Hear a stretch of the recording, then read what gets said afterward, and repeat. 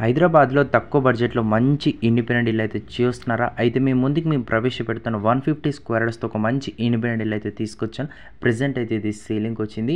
30x45 డైమెన్షన్స్తో north ఫేసింగ్లో present అయితే ఇది అవైలబుల్గా ఉంది.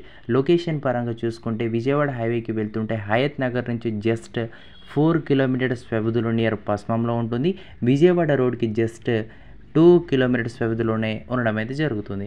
ఇది ప్రైస్ వచ్చేసి 1,20,00,000 అయితే చెప్తున్నారు. స్మాల్ నెగోషియబుల్ ఉంటుంది.